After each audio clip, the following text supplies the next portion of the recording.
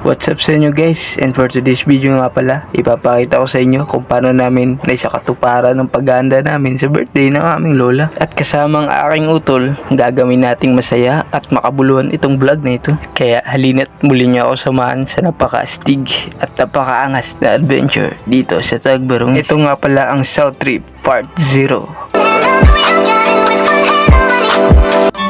What's up sa inyo guys, and for yesterday's video nga pala, mamimili kami ng aking utol sa palengke ng handa para sa birthday ng aming lola. And yes, tama nga ang iniisip nyo guys, dahil ito nga tong lugar na ito ay squatter area. Pero dito na ako lumaki, dito na ako nag-iisip, kaya napakalaga sa akin ang lugar na ito. Pero kahit squatter area lang to guys, ay napakalapit dito sa bayan. Kaya naman nilakad na lang namin ng utol ko papunta sa palengke. At ito, may dala pa nga akong listahan para naman at least hindi namin makalimutan. Napakahirap kasing mamalengke guys, lalo na kung lalaki ka, hindi katulad ng babae. Sanay na sanay sa pamamalengke. So pagkatapos nga namin mamalengke, ay dumiretso na kami sa mall. Dahil ang ibang bibilihin namin guys, ay di mo na mabibili sa palengke. Katulad ng mga condiments, species, pati yung gatas guys, ano bang tawag doon? Yun, condiments.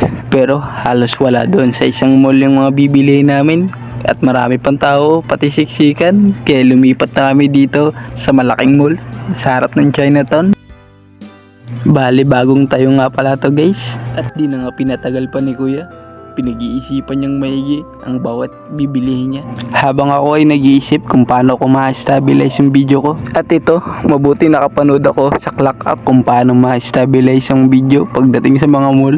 Kaya naman, agad ko nang sinubukan. At ito, napakaangas. At bakas na sa mukha ni kuya ang tuwa. Dahil kanina, hawak-hawak ko yung cellphone. Nahihiya siya. Baka daw isipin ng tao na feeling vlogger kami.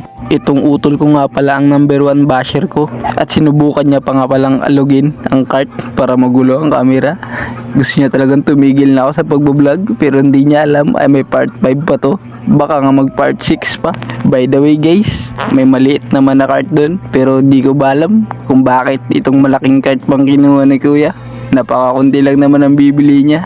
At oo, yan lang ang bibilihin namin. At ipapa-checkpoint na nga to ni kuya para mabayaran niya na. At nilabas na nga ni kuya ang kanyang rubber band para mabayaran niya na. Ang kanyang rubber band na kasi guys yung dala-dala niya kapag namimili siya. Kuya nga pala ang sasagot ng handa ngayon ni nanay. Dahil siya lang yung sumahod ngayong taon.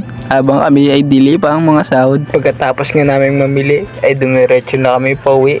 Dahil magpabiyahe pa kami papunta sa Tagbarong is mamaya. Bali kung taga Puerto Princesa ka nga pala, dito ang aming munting daanan sa tapat ng SM. So sa tingin ko hanggang dito na lang guys. Sa susunod na lang ako magpapasalamat para isa na lang. Okay.